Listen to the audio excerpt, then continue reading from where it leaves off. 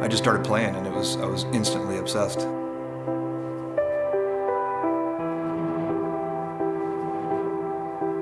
It's exhilarating.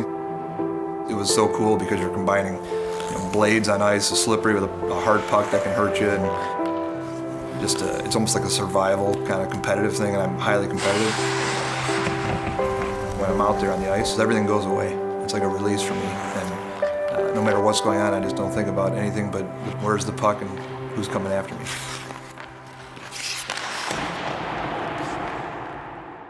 That's exactly what I was doing the rest of my life. Is I saw people achieve, I saw people professionally, financially, get to places, and I said, I want to do that same thing. 15 years ago, I had tasted success, financial success, if you will, and that became the most important thing to me by far. Went to bed thinking about it, and I woke up in the morning thinking about it. This is like, how can I keep advancing in my professional career? How can I make more money? How can I get more stuff? I entered the world of building residential homes and then starting the finance company and the mortgage company. I was making a lot of money. I had, I was building a big house. I just got married, had toys, and I started to accumulate things. I had a boat. Cars became a big thing for me very early, and bought a house on the lake, on the water, and it was 5,500 square feet. I just remember thinking, but boy, if I could just push this wall out, or make this room bigger, or improve the lake front and do all the stuff, then then I'm there. In about 2002, we ran into some trouble, some legal trouble with our finance company, and I wound up in court, in and out of court for over a year. The mortgage company had to file bankruptcy, and suddenly that's gone. So now I have financial problems myself, which forced me to file personal bankruptcy. I lost the house to foreclosure, couldn't pay the bills. I had a couple cars I couldn't afford. It certainly impacted my marriage, and at 10 years of marriage, almost, I ended up getting a divorce. I just remember crying and walking and saying, I'm just like, what is going on? Like, how can this happen to me? I had everything under control. Everything was lined up the way that I saw it should be lined up, and it just was crumbling. I kept feeling like, I grew up in the church. I knew, I believed that there was a God, and so I started to feel in these really dark days like maybe I need to start rethinking that. And so finally one day I had gone to see the girls, and I these are my babies, and I could see in their eyes like, why is Daddy leaving?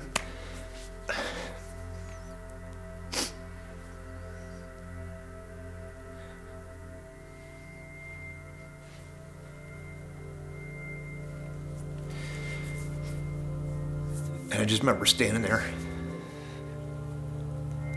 and it was a cold night, and I just looked up, and I just said, I'm done. I just said, I can't do it anymore. And I just literally fell to my knees. And I just said, whatever it is you need me to do, I'll do it. I just felt this wave of peace, like a different feeling than I think I'd ever experienced in my life. I felt like God was real for the first time in my life. The pain's still there. It's not like it immediately goes away. That's not the truth. But the difference is that in the pain, there's someone else you're talking to, and it's somebody that cares and loves you, and I never experienced that before. I dealt differently with the kids from that point forward.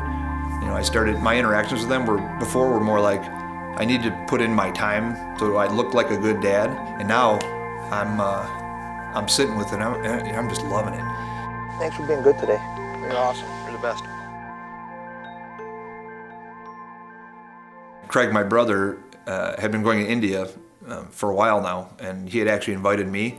Eventually, I agreed to go, and so I went with Craig and a team from Kensington to India.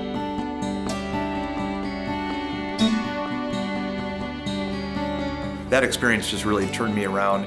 I saw the very face of Jesus in the children of India and the elderly people on the streets and people that had nothing and yet had this joy. And what I really felt is God was saying, this is what life is really all about. It's people. Like, you got to pour into people. I want you, Jim, to help me accomplish my work here, which is just to build community and just love people. My mind was, really?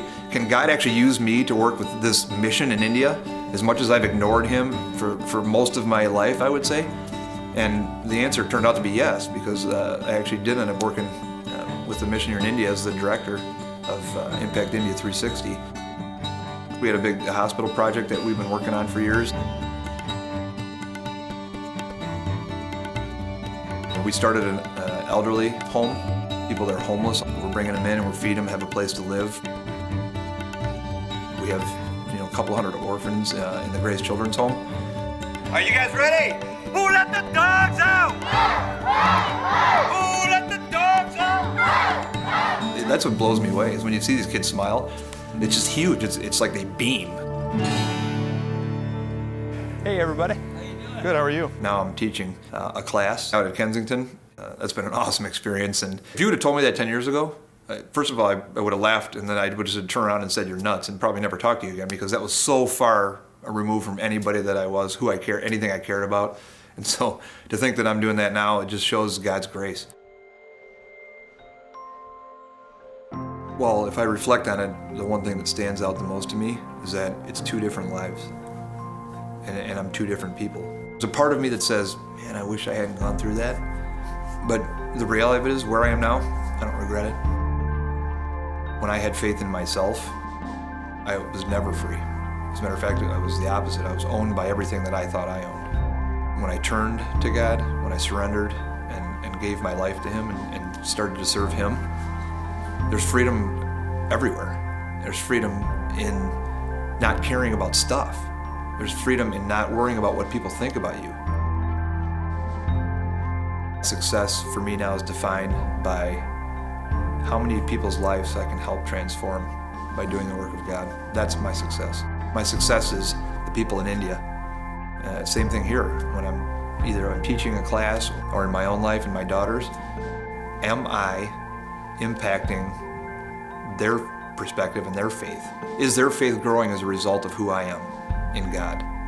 That's success.